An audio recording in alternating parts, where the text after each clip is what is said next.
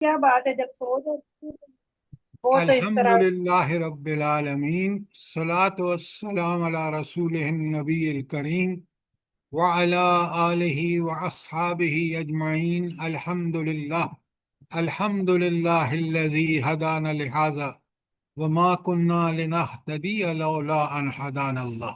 Rabbi इश्रह ली सदरी व यस्सिर ली अमरी वाहलुल उक़दतम मिन लिसानी यफ़क़हू क़ौली। आमीन या रब्बुल आलमीन। सवाल आप जब भी चाहें आखिर में कर सकते हैं, फोन पे कर सकते हैं, लेकिन जब दर्द का मामला हो तो फिर उस वक्त गैर जरूरी सवाल नहीं आ सकता। अच्छा, अब आज हमने आज 33 से शुरू करना है, लेकिन आप में से अक्सर जो मर्द और औरतें हैं जो कुरान से जुड़े हुए हैं, सूरह यासीन तकरीबन रोज पढ़ते होंगे। लेकिन अगर मैं और आप समझ के पढ़े ना, आप यकीन माने हमारी जिंदगी बदल जाए। मसलन आप देखें कि जो पहली आयत है, यासीन वल कुरान हकीम इन्नका लमिनल मुरसलीन, अल्लाह सर्टिफिकेट दे रहा है कि आप रसूलों में से हैं। और रसूल कायनात में अल्लाह का एक बहुत बड़ा एहसान है, इसलिए कि वो किताब भी लेके आता है और खुद नमूना भी होता है। अगर मैं रोज पढ़ता हूं तो पहली चीज जो मुझे यहाँ बताई गई कि तुम्हें अगर अल्लाह का रसूल जो नमूना है वो चाहिए तो वो सर सर ये किसी का माइक खुला हुआ है, बच्चा बोल रहा है और बिल्कुल भी समझ नहीं माइक आ देखो रही है। जरा, खुदा के लिए अपने माइक को देखा करें ताकि लोगों को डिस्टरबेंस ना हो। अच्छा, बड़े गौर से सुने। तो ये दलाइल हैं रिसालत पर, और रिसालत की दलील क्या है जल्दी बताएं कि आप रसूल हैं, किस उसकी दलील क्या है? नबी करीम सल्लम की रिसालत की दलील क्या है जहाँ जो बताई गई है, जल्दी बताएं। अला सिरात मुस्तकीम, यानी कि आप सीधे कुरान उन सच्चे पर रास्ते। सर नाजिल हुआ, कुरान नाजिल हुआ, इसलिए वो रसूल हैं कि वो किताब लेके आए जो क़यामत तक के लिए इंसानों की हिदायत के लिए जरूरी थी। लिहाजा इस कुरान से जिसने मुंह मोड़ा उसका आगे बता दिया कि हक तो आ गया, लेकिन जिसने इनकार किया उसकी सूरत हाल आगे देखें कि वो उस हक का इनकार करने के बाद गुमराही में सरतापुर डूब गया।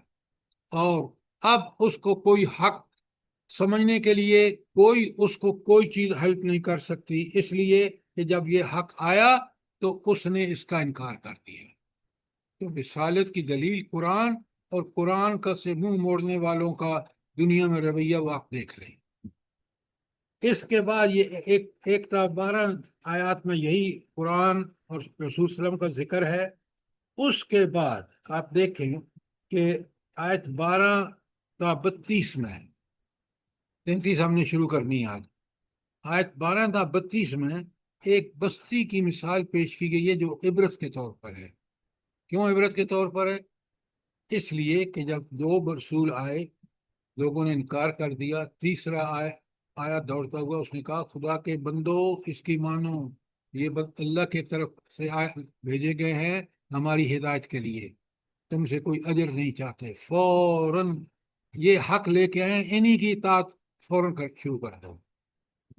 इतने बिगड़े हुए लोग थे कि उन्होंने उसको कत्ल कर डाला। जब कत्ल कर दिया, अल्लाह का अज़ाब वाजिब हो गया। और फिर बताया गया कि रसूलों के मुनकरीन की क्या सूरत हाल होती है। हक से मुंह मोड़ने वाले कितने गुमराह होते हैं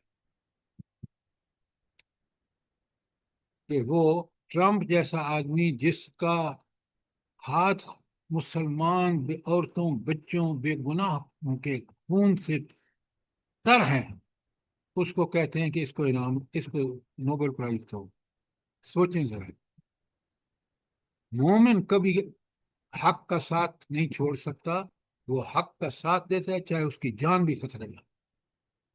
लिहाजा यहाँ साफ बता दिया कि अंबिया की इताअत तुम पर फर्ज है, इसलिए कि दुनिया में इताअत तो अल्लाह की होगी, लेकिन अल्लाह की इताअत का नमूना कौन होता है? جلدی بتائیں. رسول. نبی، رسول اور نبی. ہاں، تو اس لیے قرآن میں بار بار آتا ہے اطیع اللہ و اطیع الرسول، اور قرآن میں ایک جگہ صرف اطیع الرسول آیا ہے. وجہ کہ وہ تو خود نمونہ ہے اللہ کی اطاعت کا، اس لیے اس کی اطاعت کرو گے تو اللہ کی اطاعت ہوگی. آج میں نے آپ کے سامنے تو یہ ساری باتیں آپ دیکھیں کس قدر اہم ہیں میرے اور آپ کے لیے، اس لیے اس کی فضیلت آئی ہے کہ اس کو روزانہ پڑھا کرو. اب آ جائیں آیت 33 میں.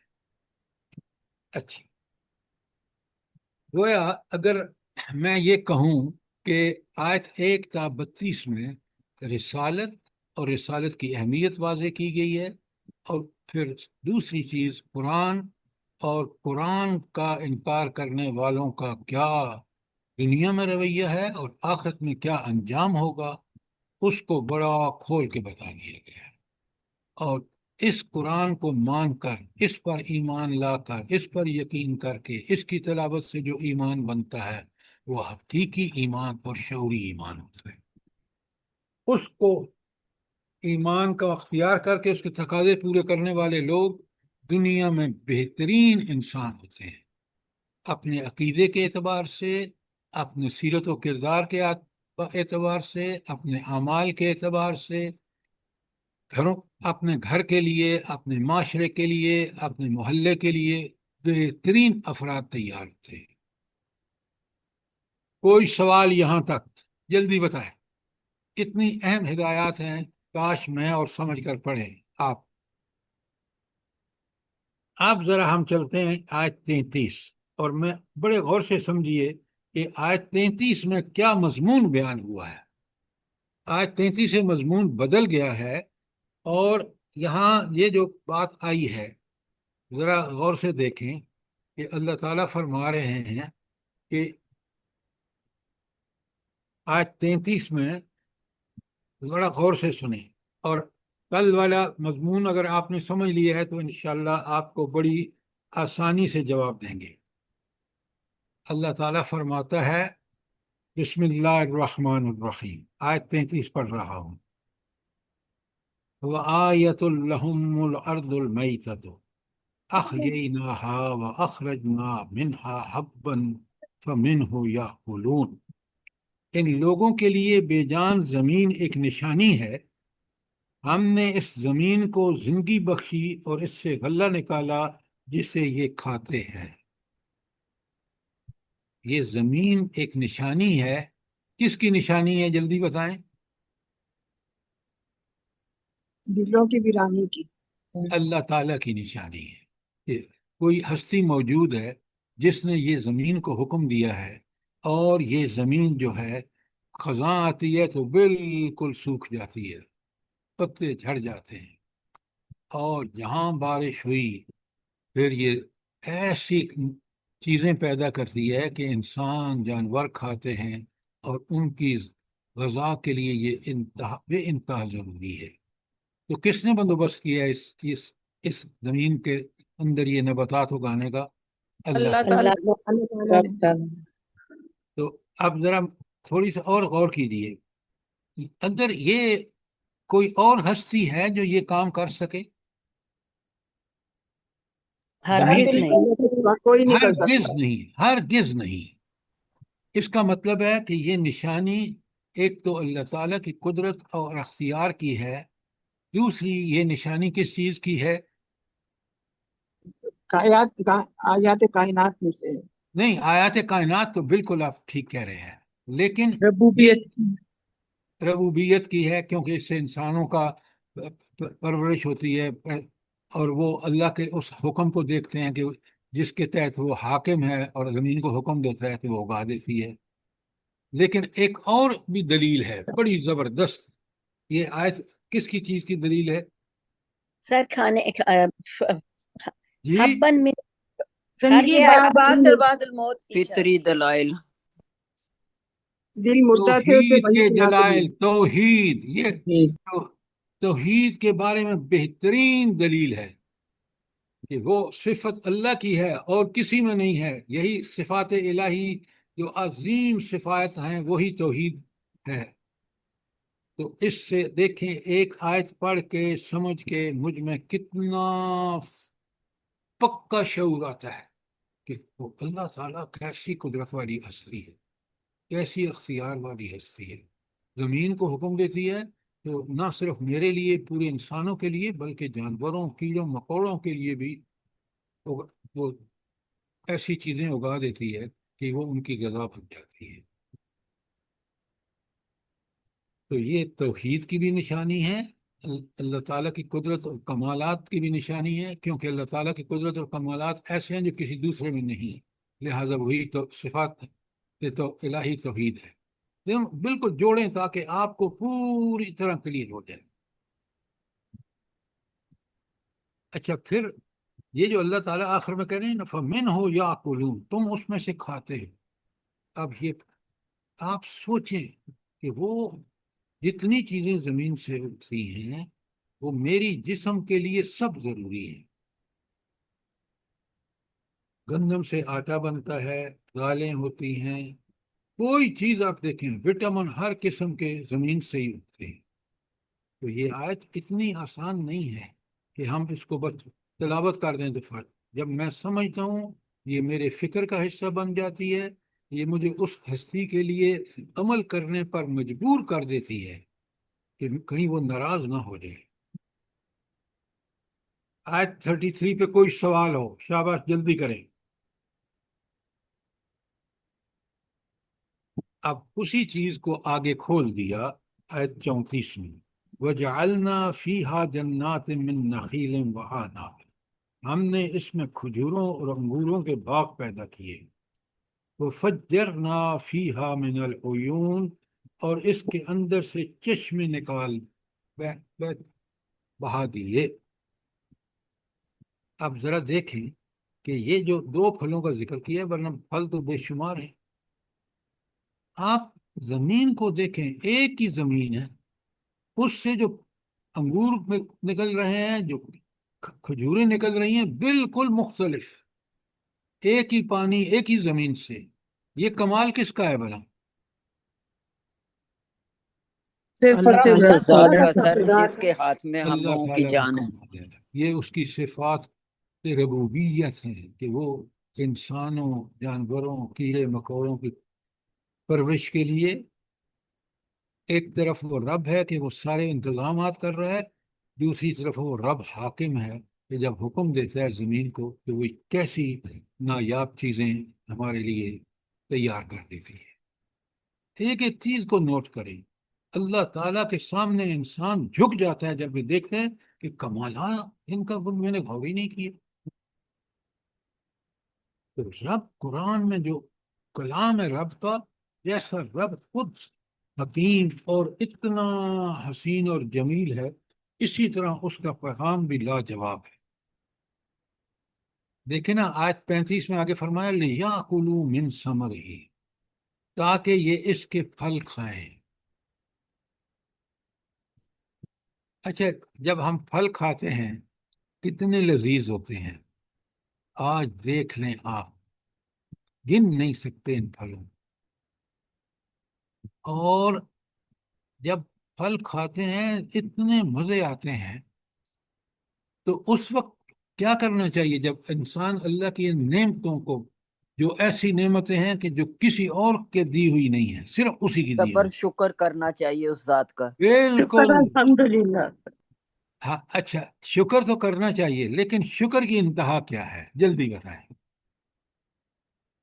دیکھیں ذرا اچھی طرح سمجھیں بات کو۔ عبادت، شکر کی انتہا عبادت ہے، اطاعت خداوندی ہے۔ اچھا، آپ نے بالکل ٹھیک کہا، شکر کی حقیقت عبادت ہے، شکر کی روح عبادت ہے۔ کیوں؟ جس نے یہ ساری نعمتیں دی، جو ہماری پرورش کر رہا ہے، جو زمین کا بھی حاکم اور میرا اور آپ کا بھی حاکم، تو پھر مجھے اور آپ کو اس کے حکم کو ماننا چاہیے۔ وہ جس طرح کرے ہم پرست پوجا کریں، جس طرح کرے حکم دے اس کو مانیں، جس سے روکے رک جائیں۔ یہ ہے شکر۔ حالانکہ شکر کے جذبات دل میں ہوتے ہیں، زبان پر جب آپ الحمدللہ کہتے ہیں تو یہ شکر کا اظہار ہے، اور عمل جب اس طرح کرتے ہیں جس طرح اللہ نے حکم دیا، تو یہ عمل کا شکر ہے. لیکن یہ سارے عبادت کی روح میں آ جاتے ہیں کہ جب ہم اللہ کی عہد ہر معاملے میں ہر جگہ اور ہر وقت کرتے ہیں تو یہ شکر کا بہترین اظہار ہے. اس لیے آگے کہا ماں عملت ہو ایدی ہیں، یہ چیزیں انہوں نے نہیں بنائی. افلا یشکرون، کیا یہ شکر ادا نہیں کرتے؟ مومن کا جو سب سے پہلا تقاضا ہے ایمان کا وہ شکر ہے. ٹھیک ہے، بلا کیوں ایمان کتنا بڑا اللہ کا احسان ہے؟ کیوں؟ وجہ بتائیں، جلدی بتائیں، صحیح صحیح بتائیں، بڑے غور سے سنیے، سمجھیے بات. ایک مومن اور کافر میں فرق یہی ہے کہ مومن جب اللہ کے قرآن اور نبی کریم صلی اللہ علیہ وسلم کے طریقے کو سمجھ کر اس پر صراط مستقیم روشن ہو جاتا ہے، وہ بالکل سمجھ جاتا ہے کہ میری زندگی کا اصل مقصد کیا ہے. میری زندگی حیوانی زندگی نہیں ہے کہ کھاؤں پیوں اور بس آرام کروں. نہیں، میں اللہ نے مجھے فکر، سوچ، سمجھ، عقائد باطل یا صحیح سب کچھ کرنے کو حکم دیا ہے. باطل عقیدہ انسان کا اپنا وضع کرتا ہے، اور اصل عقیدہ مسلمان کا عقیدہ اللہ کا دیا ہوا عقیدہ ہے.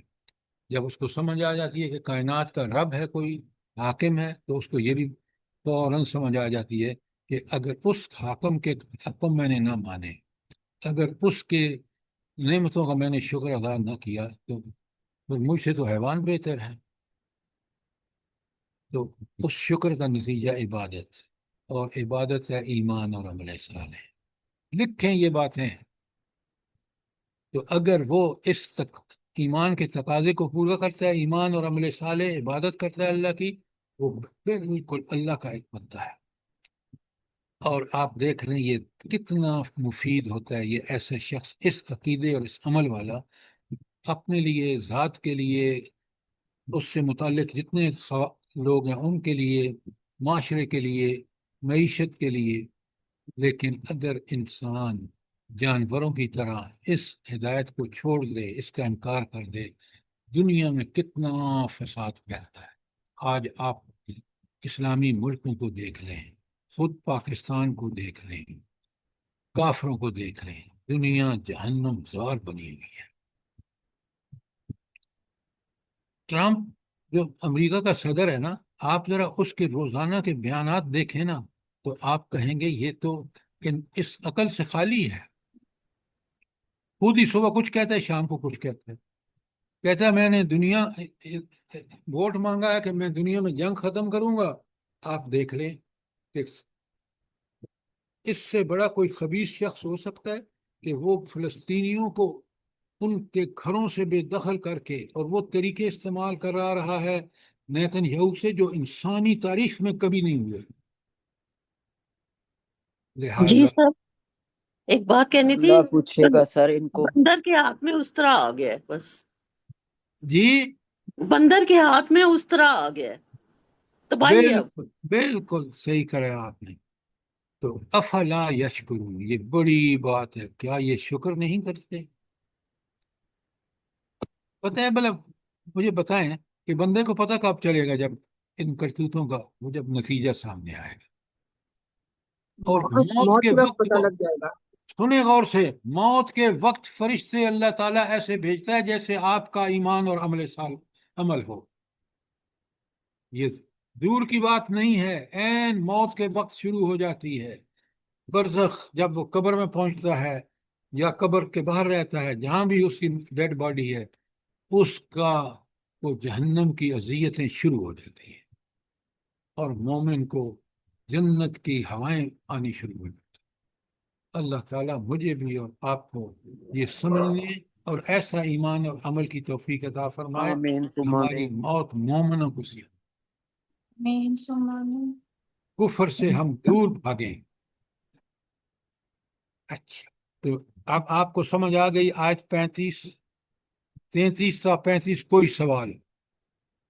یہ دلائل توحید ہے.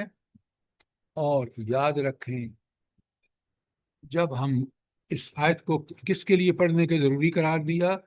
مردے کے سامنے جب وہ موت کے کشمکش میں ہو، تاکہ وہ اپنا عقیدہ ٹھیک کر لے رسول اللہ صلی اللہ علیہ وسلم کے بارے میں اور اللہ تعالیٰ توحید کے بارے میں۔ ان آیات کو پڑھنے کا مقصد یہ ہے کہ اس کو یاد دلانا کہ دیکھ تمہارا رب تمہاری دنیا میں کتنا تم پر مہربان تھا، زمین تمہارے لیے بنائی، آسمان تمہارے لیے بنایا، ہر چیز کو تمہاری خدمت پہ لگا دی۔ جب آدمی اس اللہ کے اس تعارف کے ساتھ سمجھ کے ساتھ ہم آہنگ ہو جاتا ہے تو پھر اس کی موت بھی آسان اور موت کے بعد کے مراحل بھی آسان۔ سمجھیے کہ قرآن کیوں ایک حکم دے رہا ہے۔ تو اگر یہ تینوں آیتوں کو آپ دیکھیں نا تو اللہ تعالیٰ نے کیا کمال کیا ہے کہ اس زمین کی اوپری سطح پر جو صرف آپ کہتے ہیں اوپر والی جو سطح ہے، بہت سے ایسے مادوں کی تہ چڑھائی گئی جو نباتات کی غذا بننے کے لیے موزوں ہو سکتے تھے، اور اس تہ کو نرم رکھا گیا تاکہ نباتات کی جڑیں اس میں پھیل کر اپنی غذا چوس سکیں۔ اب اگر آپ گاؤں میں جائیں نا اور جا کے دیکھیں کہ ایک پھلدار پودے کی جڑیں کتنی آسانی سے دور دور تک زمین سے رس لے کے اس پھل کو اس پودے کو لے رہا ہے وہاں سے، اور وہ اس سے پھل دے رہا ہے۔ یہ تو پہلی بات۔ دوسری بات، زمین کے اوپر میں فضا میں ہوا پیدا کی جو آفات سماوی سے زمین کی حفاظت کرتی ہے، جو بارش لانے کا ذریعہ بنتی ہیں اور اپنے اندر وہ گیس بھی رکھتی ہیں جو نباتات کی زندگی اور اس کے نشو و نما کے لیے ضروری ہے۔ کتنا بڑا کمال ہے اس رب کا۔ اور پھر بتایا کہ سورج اور زمین کا تعلق اس طرح قائم رکھا کہ نباتات کو مناسب درجہ حرارت اور موزوں موسم مل سکیں۔ آپ دیکھ رہے ہیں سردیوں کے پھل اور ہیں، گرمیوں کے اور ہیں، تاکہ سارا سال انسان کو تو یہ وہ ہیں اسباب جو ہم عام آدمی سمجھ سکتا ہے۔ کوئی سوال یہاں تک؟ اور کمال دیکھیں، تینوں آیات کے اینڈ پہ افلا یشکرون کا جو لفظ آتا ہے، یہ توحید کے حق میں استدلال ہے۔ کیوں کہ تم شکر اس ہستی کا کرو جو تمہیں یہ سارا کچھ رزق کا سارے بندوبست کیے ہیں، زمین کو ایسا بنایا، پھر اس کے اندر۔ اچھا، یہ تو تین آیات، کوئی سوال کوئی چیز سمجھ نہ آئی ہو، ساتھ حدیث میں سمجھیں کہ اللہ تعالیٰ نے کیوں مردوں کے سامنے، جب مردوں کے سامنے کا مطلب ہے کہ وہ جو موت اور زندگی کی کشمکش میں ہو، اس کے سامنے یہ پڑھے تاکہ اس پر واضح ہو کہ دنیا میں میرے لیے رسالت کتنا بڑا اللہ کا انعام تھا، قرآن اللہ کا کتنا بڑا انعام تھا۔ تو یہ سب چیزیں جب وہ سمجھتا ہے، یقین مانے، وہ زندہ ہے تو اللہ کا شکر بجا لائے گا، عبادت اسی کرے گا۔ اگر موت کے منہ میں جا رہا ہے تو وہ اس عقیدے کے ریفریش کر کے جا رہا ہے کہ اللہ تعالیٰ اس کے ساتھ رحمت کا معاملہ کرے گا۔ ایکسکیوز کوئی می سر، سوال؟ جی سر، یہ پوچھنا تھا کہ جو کشمکش میں ہے اس وقت وہ عربک سمجھتا ہی نہیں ہے، ہم اس کے سامنے ایسے سورہ یاسین پڑھ رہے ہیں تو وہ کیا سمجھے گا اس وقت؟ آپ بالکل ٹھیک کہہ رہے ہیں۔ اس کا فرض کیا تھا بندے کا زندگی میں؟ کہ ساری ڈگریاں لیتا رہا، دنیا کے لیے محنت کرتا رہا، لیکن اس نے قرآن کو سمجھ کے کیوں نہیں پڑھے؟ کیوں نہیں عربی زبان میں اتنی اچھی سوجھ بوجھ کر لی کہ قرآن کے ایک ایک لفظ سے جو ہدایت کی روشنی پھوٹتی ہے، یقین مانے میرا اور آپ کا کتنا ایمان تازہ ہو جاتا ہے۔ لہٰذا ہم تو اس حدیث کے مطابق عمل کریں اور کوشش کریں کہ ساتھ ترجمہ بھی پڑھیں، پہلے ٹیکسٹ پڑھیں پھر ترجمہ پڑھیں تاکہ اس کی جو ہے بات سمجھ میں آنے کی آپ سارے جتن کر لیں۔ جی سر۔ ڈاکٹر صاحبہ سمجھ آئی کہ نہیں آئی؟ جی سر، ایسے ہی ہونا چاہیے۔ سر جزاک جی اللہ۔ ایک بات میری بھی ہے کہ ہم دیکھ رہے ہوتے ہیں کہ اس شخص، کوئی بھی شخص یہ نہیں کہ کسی کے ساتھ وابستہ ہے کہ یہ شخص، کوئی بھی شخص اگر ہم دیکھ رہے ہیں برا کام کر رہا ہے یا بےہودہ لباس پہن رہا ہے یا 100 طرح کی کوئی بھی بات اگر ہمیں اس میں بری نظر آ رہی ہے تو کیا اسے روکنا نہیں چاہیے؟ کہتے نہیں اسے کچھ نہ کہو، وہ جانے اور اس کا رب جانے. تو یہ کیا بات ہوئی؟ آپ بالکل ٹھیک کہہ رہے ہیں.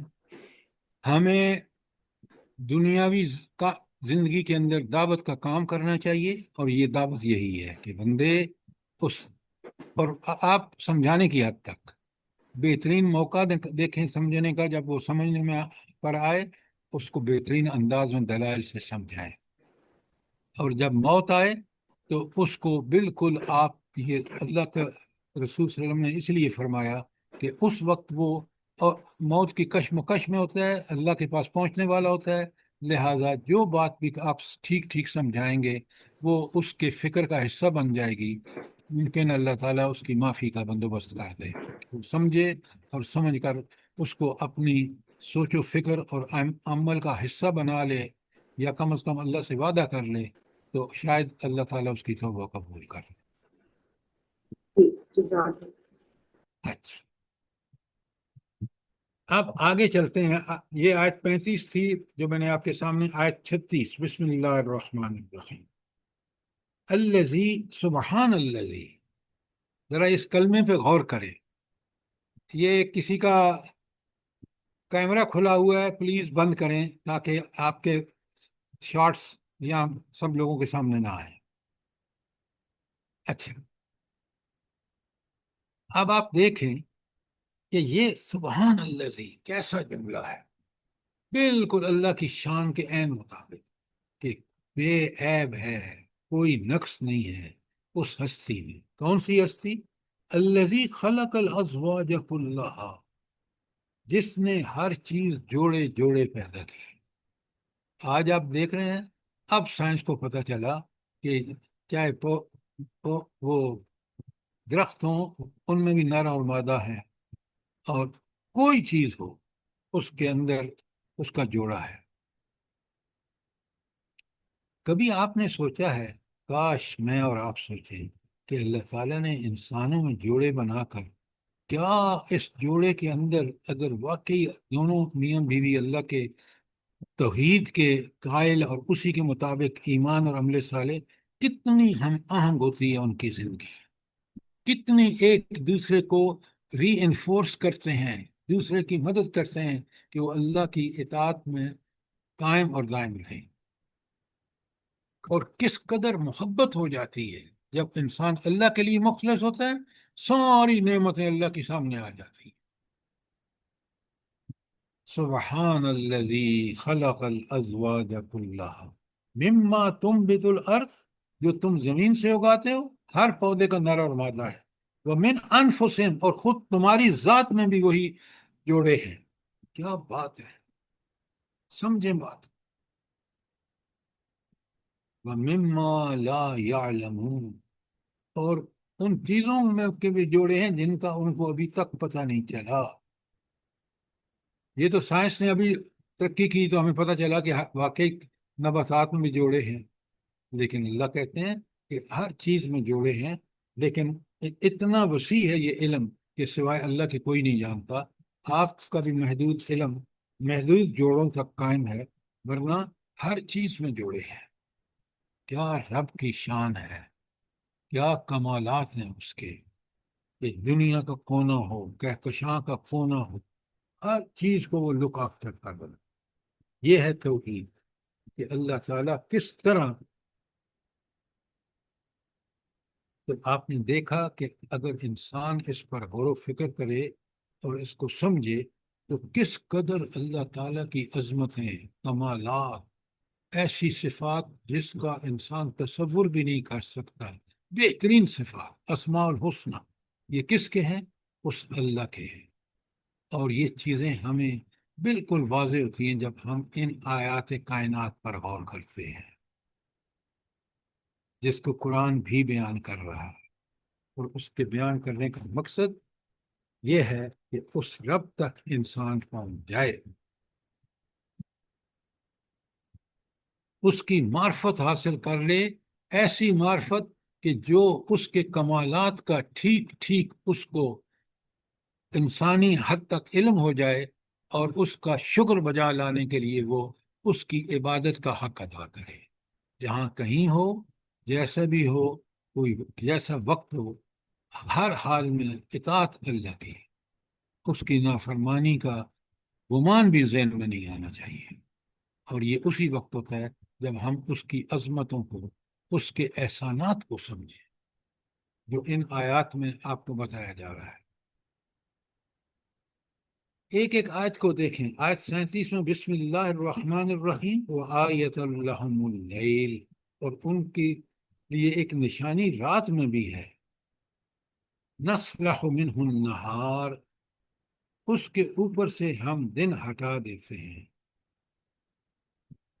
جب وہ دن ہٹ جاتا ہے تو پھر کیا ہو جاتا ہے؟ اندھیرا چھا جاتا ہے۔ فَإِذَا هُمْ مُظْلِمُونَ، تو ان پر اندھیرا چھا جاتا ہے۔ اب اللہ نے مجھے آپ کو عقل، سمجھ، بوجھ، شعور دیا ہے۔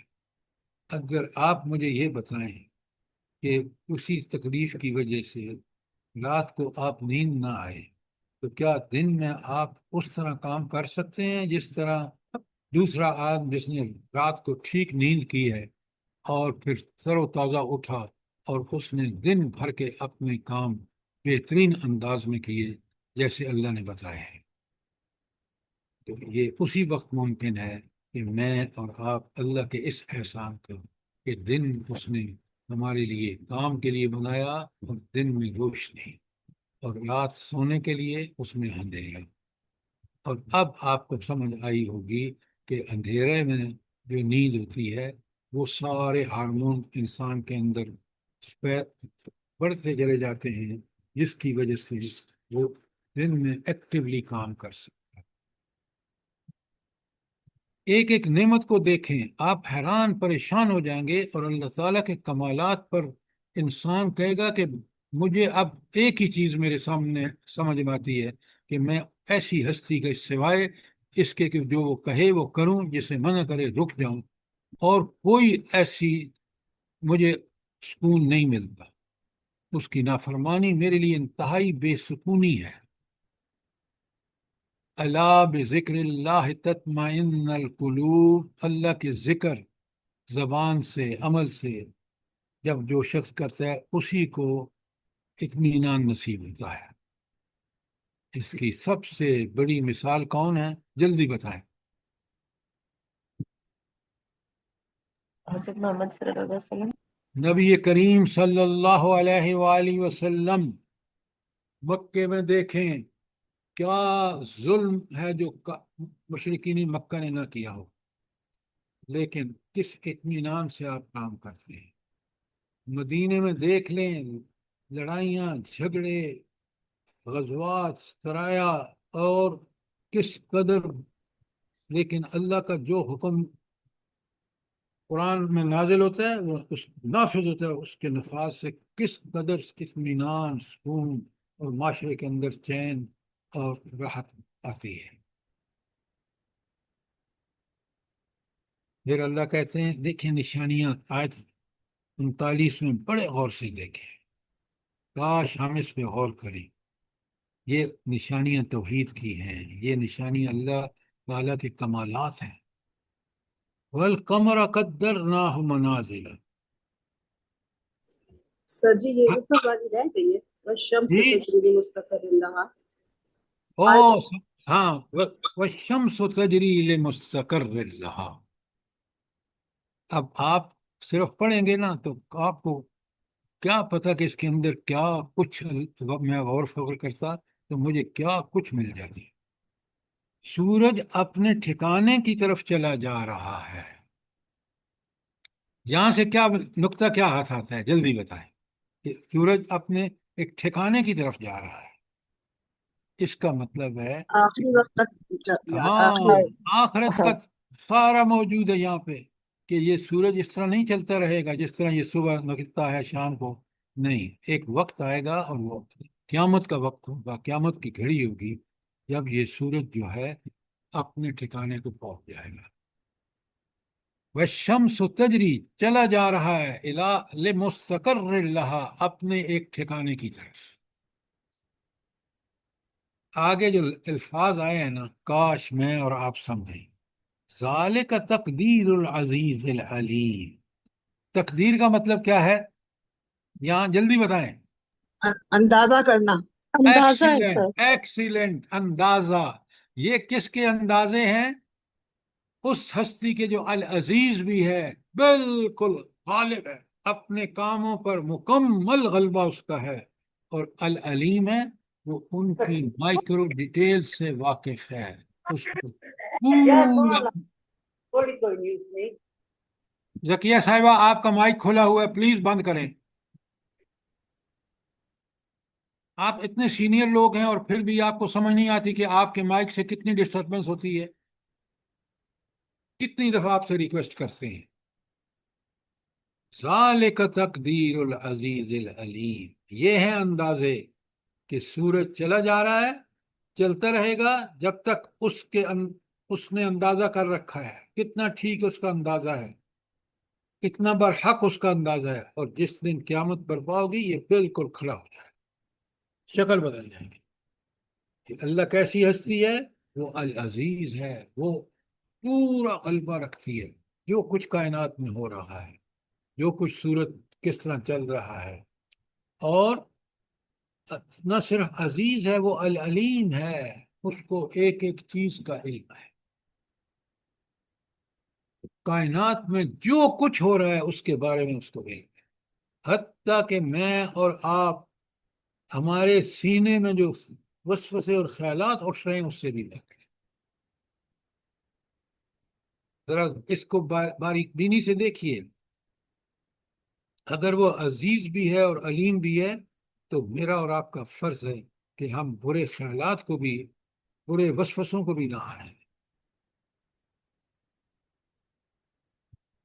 کتنی بڑی ہدایت ہے. اگر آپ اور میں یہ سمجھ کے پڑھیں تو آپ دیکھیں کہ ایک انقلاب ہمارے اندر برپا ہو جائے. اچھا، یہ تو بتایا نا کہ سورج کا اور چاند کا الگ بتایا. آیت 39 میں بسم اللہ الرحمن الرحیم والقمر قدرناہ منازل. اور چاند اس کے لیے ہم نے منزلیں مقرر کر دی ہیں.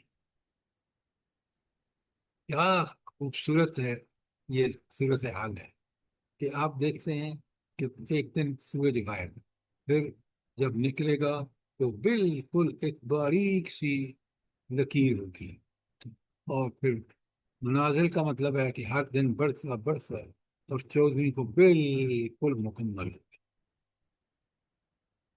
ہر آدمی دیکھ کے خوش ہو جائے اور پھر اس کے بعد گھٹنا شروع ہو جائے.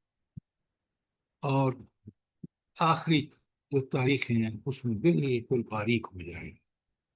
یہ ہے میرے رب جو عزیز بھی ہے اور علیم بھی ہے، اس کا کنٹرول اپنی مخلوق پر. سورج اور چاند کا بتا دیے.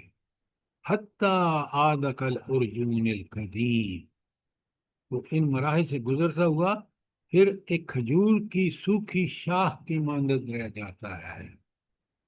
آخری تاریخ میں دیکھیں کس طرح پرانی تبصرہ ان حقائق کو کھول کھول کے بیان کر رہا ہے، اور مجھے اور آپ کو اس پر غور و فکر کی دعوت دے رہا ہے.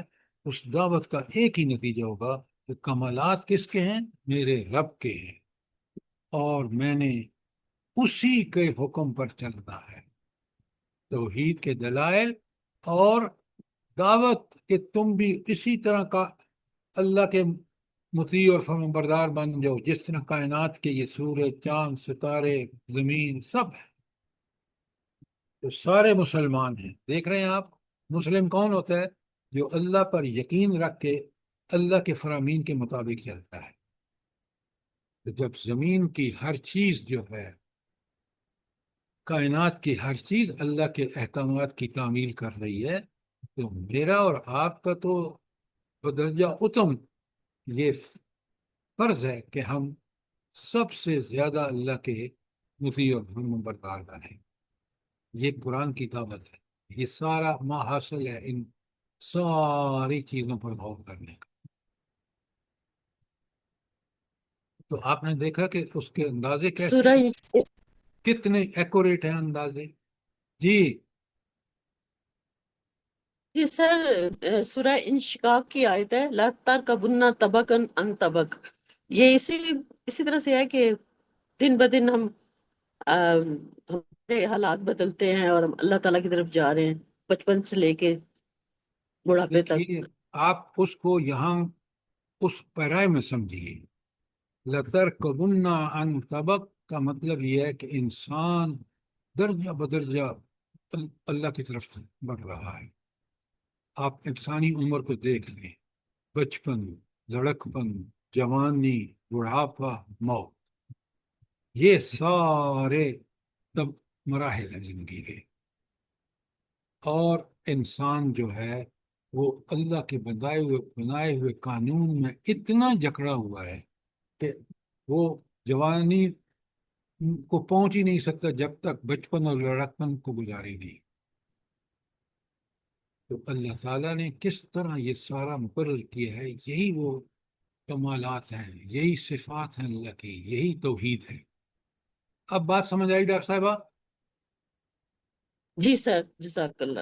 یہ ربط نہ جوڑا کریں، ہر چیز کو اس کے پیرائے میں سمجھیں تو بڑا مزہ آتا ہے.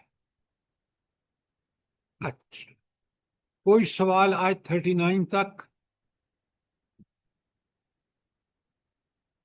اچھا، ہر چیز کیسے ہوتی ہے ذرا غور فرمائیں. آیت 40 میں اللہ تعالیٰ فرماتے ہیں لَلشَّمْسُ يَنبَغِي لَهَا أَن تُدْرِكَ الْقَمَرَ، نہ سورج کے بس میں ہے کہ وہ چاند کو جا پکڑے، وَلَا اللَّيْلِ سَابِقُ النَّهَارِ، اور نہ رات دن پر سبقت لے جا سکتی ہے. جو حکم دیا ہے این اس کے حکم کے مطابق سورج بھی، زمین بھی، چاند بھی، ہر چیز اسی طریقے پر عمل کر رہی ہے. کیوں؟ وَكُلٌّ فِي فَلَكٍ يَسْبَحُونَ، سب ایک اپنے مدار میں تیر رہے ہیں، گھوم رہے ہیں. جیسا اللہ نے حکم دیا ہے بالکل ویسے ہی. چاند کو دیکھ لیں، مہینے میں جو سائیکل چلتا ہے تو کیسے وہ پورا کرتا ہے.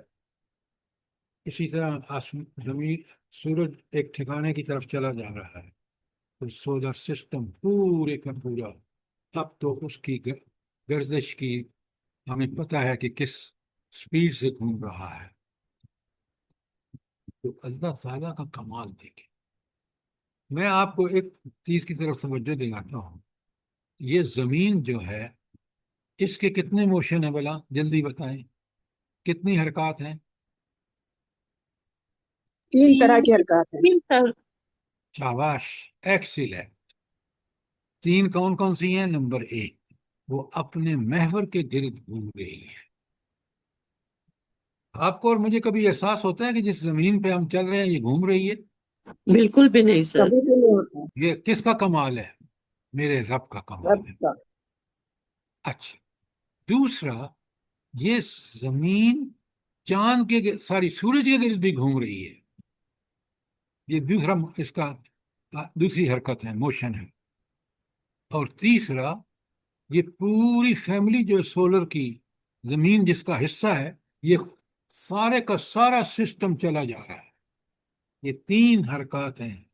کبھی سوچیں، غور کریں کہ رب کا سسٹم کتنا کامل و اکمل ہے. کبھی ہمیں سر تیسرا ذرا کلیئر کر دیں گے؟ ہاں، پہلا ہے زمین اپنے محور کے گرد جس طرح لٹو نہیں گھومتا اس طرح گھوم رہی ہے. نمبر 2، یہ سورج کے گرد بھی گھوم رہی ہے. اور تیسرا جو ہے، یہ ساری فیملی، سارا سسٹم، سولر سسٹم، زمین جس کا حصہ ہے، یہ بھی موو کر رہی ہے. تیسری حرکت یہ ہے.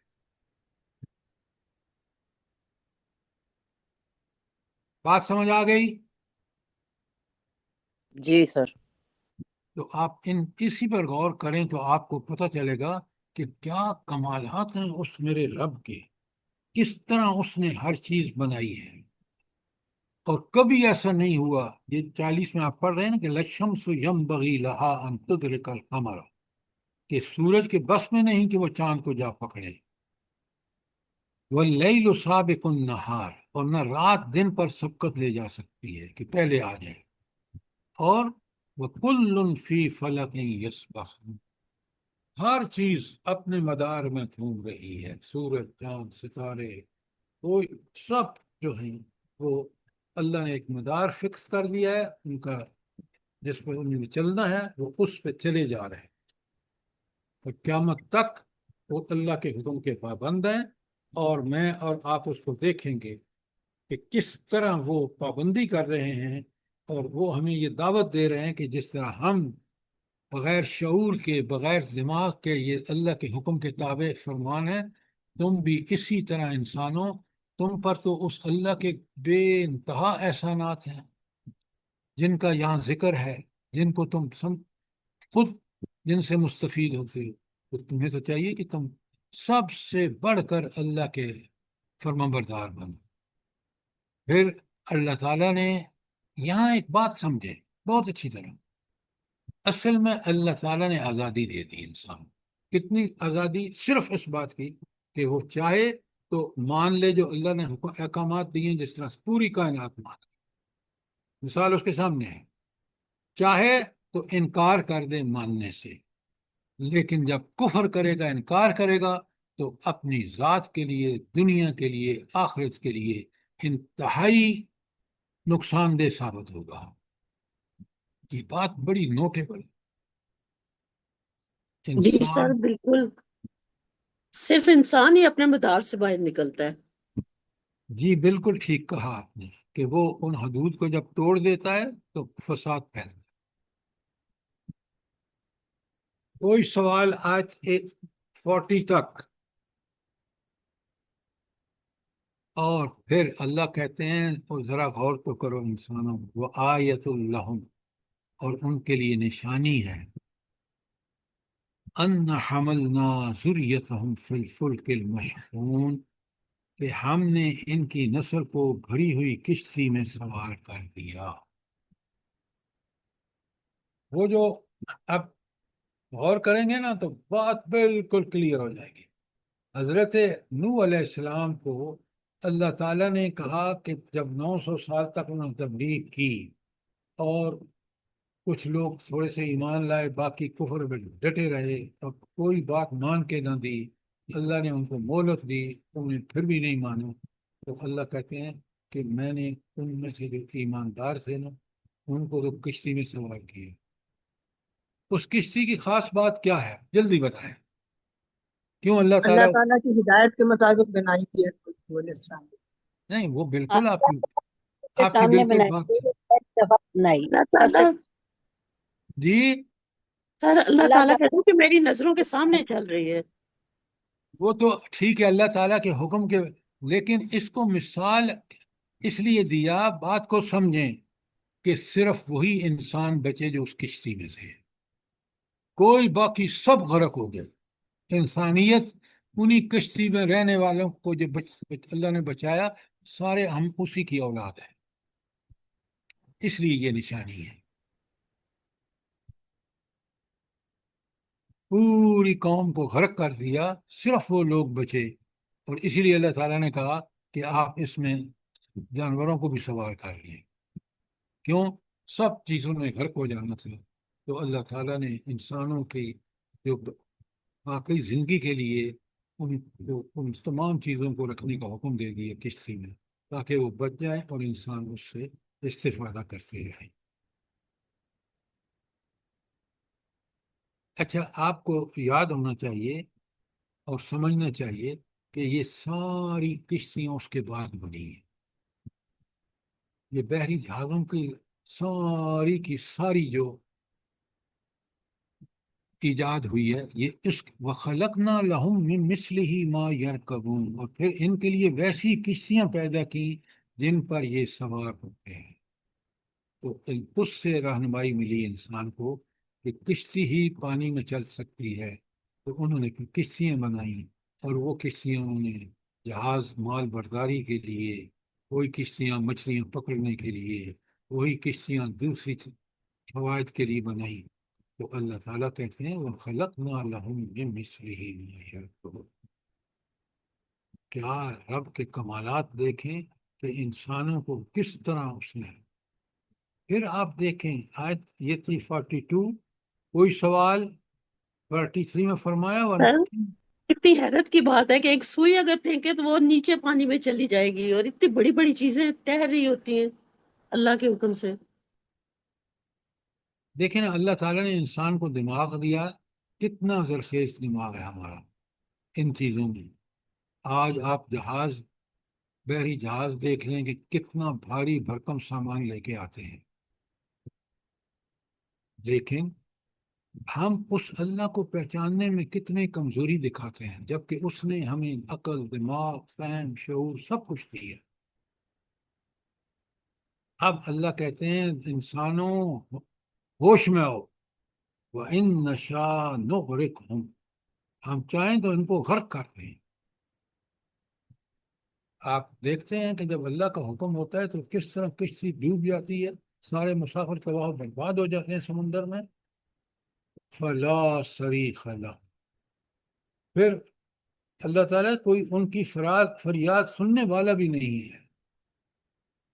وہ کس کے پاس طاقت ہے فریاد کو سننے اور اس پر ایکشن لینے کی؟ کس کو طاقت ہے سوائے اس کے کسی اور کو؟ اللہ پاک کی ذات کو. اللہ تعالیٰ. وَلَا هُمْ يُنْقَذُونَ، اور نہ یہ اس کو چھڑا سکتے ہیں اس عذاب سے. تو یہ ساری طاقتیں قدرت کے پاس ہیں. اللہ تعالیٰ اسی لیے آیت 44 میں فرماتے ہیں کہ اللہ رحمتم منا، بس یہ ہماری رحمت ہی ہے جو ان کو پار لگاتی ہے. وَمَتَاعًا إِلَىٰ حِینٍ، اور ایک خاص وقت تک زندگی سے متمتع ہونے کا موقع دیتی ہے. اللہ نے لکھا ہوا ہے، تو بندوں کو یہاں بڑی وارننگ دی جا رہی ہے کہ بندے، جو تمہیں موقع دیا گیا نا دنیا میں بے ایمان اور عمل صالح کے ساتھ گزارنے کے بعد، یہ دنیا بھی بالکل آپ کے لیے بہترین جگہ ہوگی اور آخرت میں بھی جنت ملے گی. تو اس کے لیے اللہ تعالیٰ نے اس رحمت کا موقع انسان کو دنیا میں اس لیے دیا کہ تاکہ دنیا میں رہ کر وہ آخرت کا سارے ذرائع اور وسائل بھی دے دیے. اور اتنی بندے سے پاس پرس ہوگی آخرت میں جتنے اس کے پاس ذرائع اور وسائل. کوئی سوال آیت 44 تک؟ آیت 45 دیکھیں کس قدر رب کے کمالات. وَإِذَا قِيلَ لَهُمُ اتَّقُوا مَا بَيْنَ أَيْدِيكُمْ وَمَا خَلْفَكُمْ، اور جب ان سے کہا جاتا ہے کہ بچو اس انجام سے جو تمہارے آگے آ رہا ہے اور جو تمہارے پیچھے گزر چکا ہے. لَعَلَّكُمْ تُرْحَمُونَ، یہاں اب رحم کرنے کی اللہ نے کنڈیشن بتا دی کہ رحم اس پر ہوگا جو برے انجام سے بچنے کے لیے اللہ کی اطاعت کا حق ادا کرے، وہ رحم کا مستحق ہے. اور جو اس کی نافرمانی کی انتہا کر دے اور اس میں مزے لے لا کر کرے تو وہ اللہ کی لعنت کا مستحق ہے دنیا میں، اور آخرت میں جہنم اس کا مقدر ہوگی. یہ میں اور آپ سمجھ لیں، قرآن ہماری ہدایت کے لیے آیا. ہم جتنا اس کو پڑھ کے غور و فکر کر کے سمجھ کر، اتنی ہمیں اللہ تعالیٰ وسعت فکر بھی دے گا اور عمل کی توفیق بھی دے گا. اس لیے سورہ یاسین کو پڑھنے کے لیے کہا گیا کہ ایک ایک آیت دیکھیں تو کتنا بدبخت ہے انسان. آیت 46 میں اللہ کہتے ہیں وَمَا تَعْتِيهِم مِّنْ آیَةٍ. ایک منٹ سر، یہ سوال یہ ذرا مجھے بتائیں، یہ جو جی ہے کہ اگلے اور پچھلے سے کیا مراد ہے؟ جو ہم پیچھے چھوڑ جائیں گے اعمال اور جو ہمارے آگے جائیں گے نیک یا بد، وہ ذکر ہے؟ ہاں سنیں، جو اس انجام سے جو تمہارے آگے آ رہا ہے، وہ جو تم نے آخرت کے مراحل طے کرنے ہیں ان کا ذکر. اور تمہارے پیچھے گزر چکا ہے جو تم نے دنیا میں کمائیاں کی ہیں، لڑکپن میں کیا، جوانی میں کیا کیا، بڑھاپے میں کیا کیا، موت کے وقت موت کس حال میں آئی، یہ ہے اس کا مطلب۔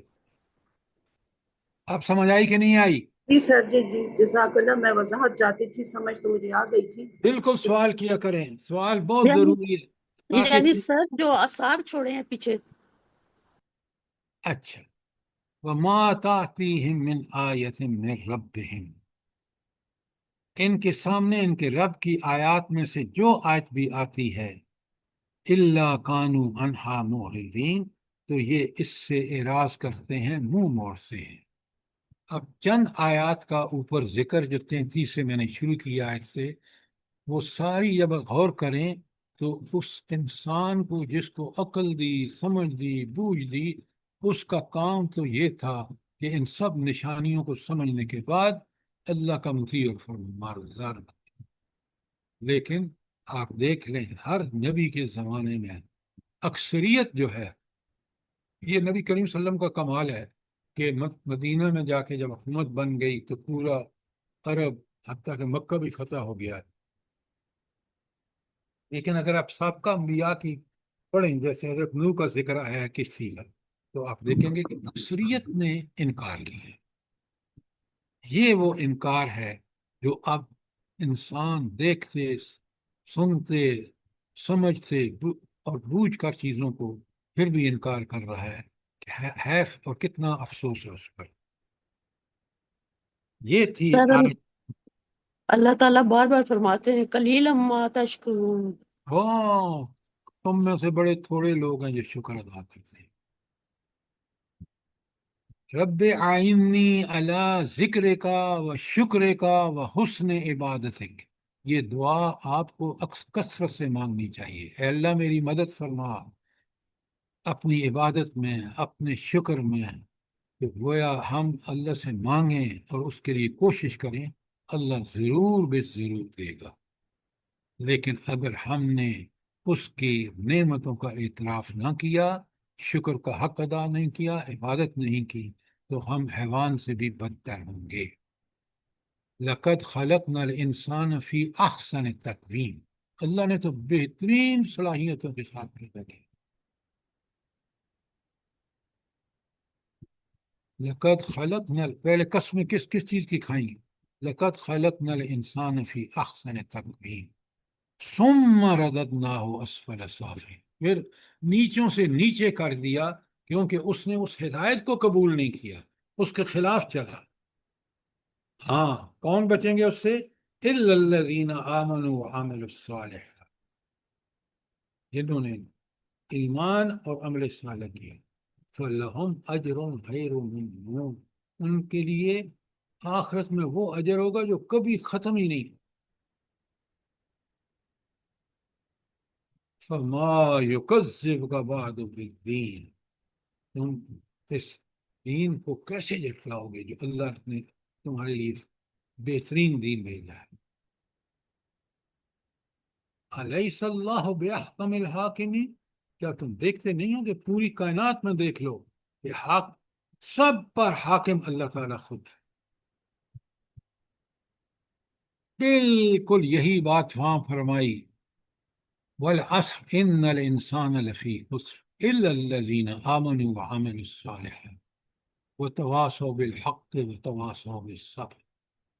کتنی چھوٹی سی آیات اور اس کا مضمون پوری دنیا اور آخرت پہ حاوی۔ یہ کمال ہے قرآن کا، یہ کلام الہی کا کمال ہے۔ انسان سارے مل کے بھی بیٹھ کے ایسا کلام نہیں بنا سکتے۔ شاباش، کوئی سوال، کوئی چیز کلیئر نہ ہوئی ہو؟ جزاک اللہ سر، ایسے ہی دین ہمارے ایمان میں اضافہ ہوتا ہے نا، جیسے اب یہ دونوں صورتیں ہیں، سورہ تین اور سورہ قصر، تو یہ ہمارے ایمان میں کتنی تازگی ہو جاتی ہے، ہمیں ایک طاقت مل جاتی ہے۔ بے شک۔ ایکسکیوز می سر، یہ آیت نمبر 37 کے بارے میں نے تھوڑی سی بات کرنی تھی کہ دیکھیں اللہ تعالیٰ فرماتے ہیں وَآیَاتُ اللَّهُمُ اللَّیْلِ، یعنی رات میں بھی تمہارے لیے نشانیاں ہیں، اندھیرا چھا جاتا ہے دن میں اور رات آ جاتی ہے تو وہ بالکل اندھیرا چھا جاتا ہے۔ فائزہ مسلم ہوں. تو اس میں یہ ہے کہ دیکھیں رات کو جب اندھیرا ہو جاتا ہے ہم سوتے ہیں اچھی نیند لیتے ہیں اور شروع کی نائٹ جب ہوتی ہے تو اس میں ایک نیچرل ہارمون ریلیز ہوتا ہے میلاٹونین اور وہ ایک نیچرل ویکسین کے طور پہ کام کرتا ہے ہمارے لیے ڈاکٹر ہماری باڈی صاحبہ کی. یہی وہ چیزیں ہیں جو نوٹ کرنے کی ہیں. آج انسان کو سمجھ آیا کہ جی وہ سر ہارمونز اس نیند گہری نیند میں انسان کو گہری ملتے ہیں. نیند میں اور ارلی نائٹ میں تو جو لوگ شروع کی نائٹ میں جاگتے رہتے ہیں بعد میں دیر سے اسی سوتے ہیں. لیے اللہ تعالیٰ نے کہا کہ رسول صلی اللہ علیہ وسلم کو فالو کرو. عشاء کی نماز آخری بات ہوتی تھی آپ سو جاتے تھے. تو آج ہم نے رسالت کی جو اللہ کی ہمارے پر عنایات ہیں وہ ہم نے بھول چکے ہیں. جی سر آپ ان کو کھولتے جائیں آپ کو سمجھ آتی جائے گی کہ رب کے کتنے احسانات ہیں. ہم تو شکر کر ہی نہیں سکتے. بندہ سوچ بھی نہیں سکتا. اللہ تعالیٰ مجھے اور آپ کو عمل کی توفیق عطا فرمائے. آمین ثم آمین. ہم سب کو جو ہم آپ سے جڑے ہوئے ہیں اور ہم لوگوں کے اولادوں کو بھی اسی طرح سمجھنے کی توفیق دے پروردگار. تمام دنیا کے مسلمان کو سمجھنے کی توفیق دے اور عمل کی توفیق دے پروردگار. آمین ثم آمین. یہ آج ہم نے آیت 46 کر لی ہے. ذرا قرآن پورے کو اور بالخصوص وہ آیات یا صورتیں جو ہمیشہ پڑھنے کے لیے کہا گئی ہیں یہ میں نے آپ کے سامنے، اور اگر آپ کہیں گے تو میں دوبارہ آپ کے سامنے سورہ ملک جو روز پڑھنے کی بڑی تاکید آئی ہے حدیث میں وہ بھی بالکل اسی طرح پوری زندگی کا کھول کے نقشہ ہمارے سامنے رکھتے ہیں. اور اگر ہم ان سورہ کو سمجھ کے پڑھیں آپ یقین مانیں میری اور آپ کی زندگی پکے سچے شعوری ایمان والی بن جائے. جی سر بالکل صحیح ہے. یہ سورہ اللہ یاسین پاک کتنی ہم دفعہ سب کو پڑھتا ہے توفیق بندہ دے. لیکن آج جیسے پڑھے ہیں نا ابھی پڑھی جا رہی ہے تو بالکل ہی شرح صدر ہو رہا ہے میں کہ تو کیا سر کب الحمدللہ. سے انتظار کر رہی تھی کہ کب سورہ یاسین آئے. میں جب سے شروع کیا ہے درس اس وقت سے میں انتظار میں تھی کہ میں روز پڑھتی ہوں اور سورہ یاسین الحمدللہ اب اللہ تعالیٰ نے ہمیں موقع نصیب کیا اور ہم سب کو اللہ تعالیٰ سمجھنے کی توفیق دے. آمین ثم آمین. جزاک اللہ. تو اللہ انشاءاللہ پاک آپ کو بھی بہت خوبصورت جزائے خیر دے سر. یہ اسی کی کرم ہے. دیکھیں نا ہم اس کی بات کو اس صحیح انداز میں پیش کرنے کی جو توفیق اس نے بخشی ہے اس سے بڑا کوئی کرم ہو سکتا ہے اس کا؟ بس ربنا اس کا شکر ادا کر سکتے ہیں سر اور کچھ ربنا نہیں. تقبل منا انك انت السميع العليم وتب علينا انك انت التواب الرحيم. جزاک اللہ. آمین ثم آمین. جزاک اللہ خیر.